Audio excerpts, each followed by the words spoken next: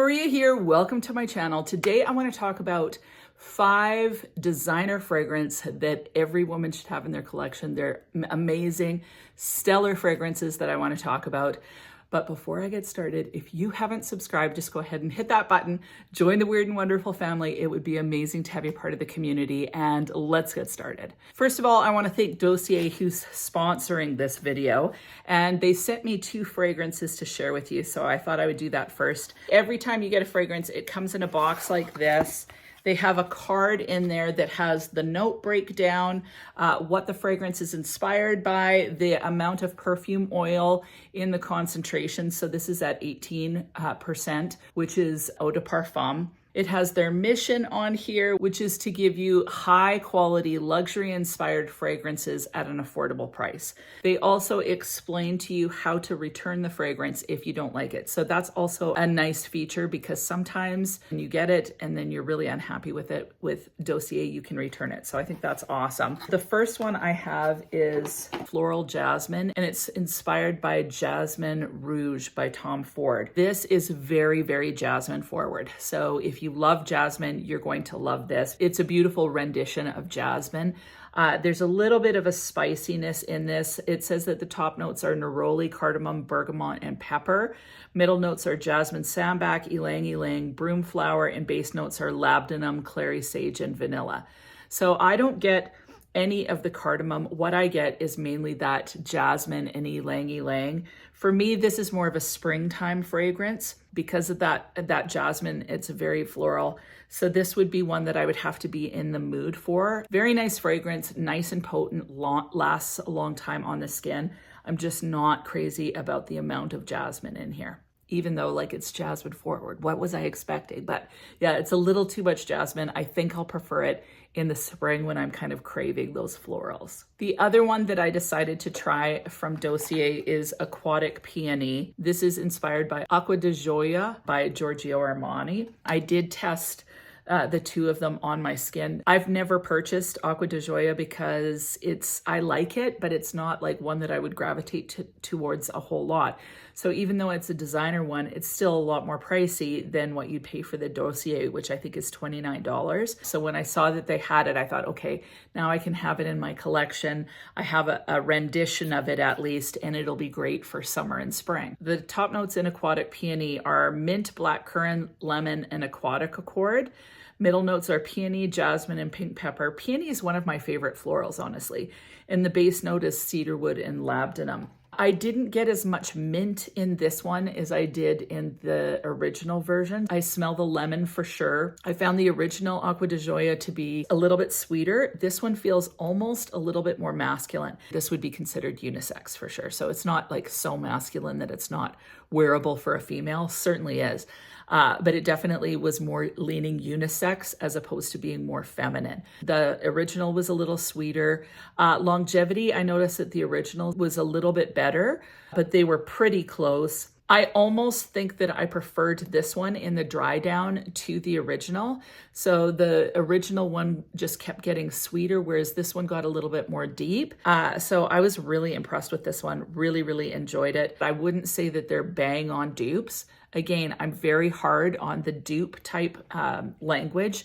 If it's going to be a dupe, that means it has to be pretty much 100%. It's very rare that I can find something like that. So the idea that this is inspired by makes more sense to me. So definitely inspired by, definitely gives you that fresh kind of minty lemon kick. Not overpowering, just really clean and relaxing, refreshing.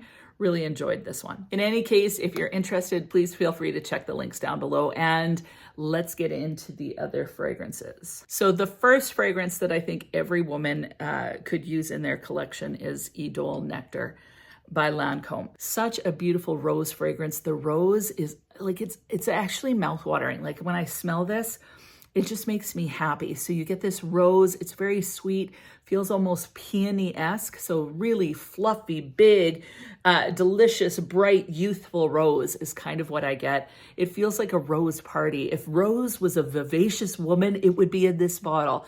So love that note, that top aspect of the rose. There still is that Idole DNA. So there's a bit of an aquatic feel, honestly, to it.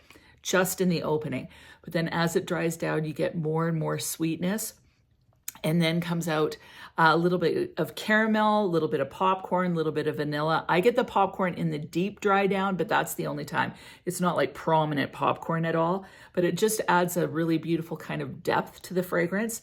This is such a fun fragrance. It always gets me compliments, projects beautifully, leaves a gorgeous sillage, and it's basically a party in a bottle. Like, look at that bottle. I love the bottle. You put it on and you feel like the vivacious life of the party. Like, seriously, this is celebratory. Next fragrance, this one's a little bit more sexy. Seriously, it's such a staple in my collection. Like, honestly, it's so good. And that is L'Interdit Rouge by Givenchy. Now, this one has tuberose, there's jasmine. Like, seriously, it's so freaking sexy. So it smells like a sexy root beer. It smells like a root beer, but it smells like the Jessica Rabbit of a root beer. Like, you know, the Vavavoom root beer, that would be this. So somehow there is a root beer vibe.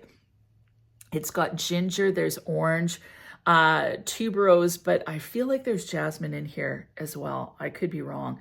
It's a little bit spicy. I think there's pimento in this too. So a little kick of spice, but with perfectly paired with the sweetness. This is sultry. It's sexy. It's decadent. It's rich. And seriously, like this, like if you're going out on a date and you want it to be a really good date, put this one on. Like, seriously, it's awesome. Another fragrance that is just fun and flirty, and it's a designer, but it's rather affordable, is Azzaro's Girl Wanted. So this one has Dulce de Leche in it. There's datura flower in here. This has a little bit of a fruity opening with some pomegranate in here. There's ginger in this as well. There's some orange blossom along with the datura, but the star of the show is the Dulce de Leche. It has some patchouli, vetiver, and tonka in there as well. It's sweet, it's girly, it's a little bit flirty, smells very intoxicating, and it's just a fun fragrance to wear. Like, it's just one of those fragrances you put it on and you feel a little bit sassy. This fragrance is super sassy, saucy, so really enjoy it, but definitely a sweet kick for sure. The next one that I want to talk about, it's so good. This one's a little bit saucy too, and it's Scandal by Night by Jean-Paul Gaultier. Now, honestly, I find this fragrance to be more wearable than the original Scandal, which is like really a major honey bomb. This one smells like a boozy, decadent, honeyed cherry. So somehow a little bit of liquor, a little bit of booze. There's some citrus on the opening, but what I'm getting is like a cherries that have been soaked in honey and a little bit of liquor.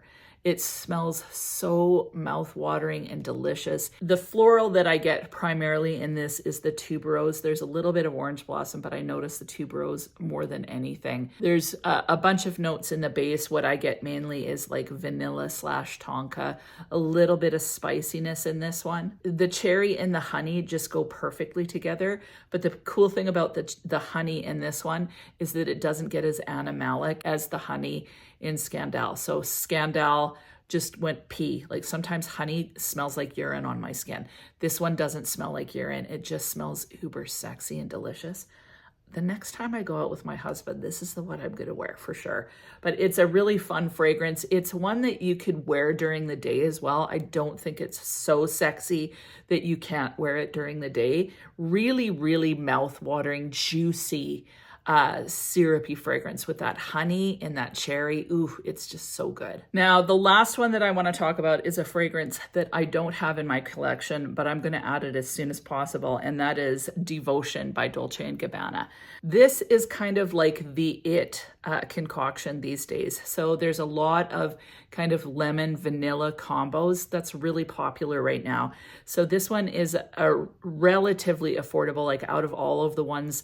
I have a video that I put out not too long ago comparing Devotion, Bake, Lyra, and Unknown Pleasures. So this one is really good bang for your buck. It's rather affordable, especially if you can get it on sale. It has candied lemon in it, so it doesn't feel like lemon baking. It feels like a candied lemon with vanilla and some booziness. There's a panna cotta note in this and a rum note in this. So it feels almost as if, like, not bready or baking, but more like a lemon vanilla custard with some rum in there. It's so delicious. The lemon stays bright, so it's cheery. This fragrance would work all year round, but in the winter, you're gonna get a little bit of brightness, so it's definitely uplifting with that lemon, but paired with the vanilla, it's so yummy. Really, really enjoy this fragrance, and especially for that popular lemon vanilla combination. As a designer, this one is just awesome. Like, I can't think of any other designer fragrances that kind of fit this mark. Burberry Goddess, it doesn't have lemon, it's got lavender. It's really good too, but some people don't like that lavender. This one's definitely more mass appealing. Some people have compared this one in particular to Sweet Pastry in Paris from Zara that's been discontinued forever. This one is less, like, this doesn't have any pastry. This is a little bit more complex than Sweet Pastry in Paris. So really, really enjoy this fragrance. So glad to have this decant, and will definitely be wanting to get a full bottle, because if every woman needs it, that means I need it too. What about you? What are the fragrances that you just think every woman should have in their collection? Leave your top 3 down below. I would love to hear it. And other than that, I hope you have an amazing week, and we'll talk to you soon.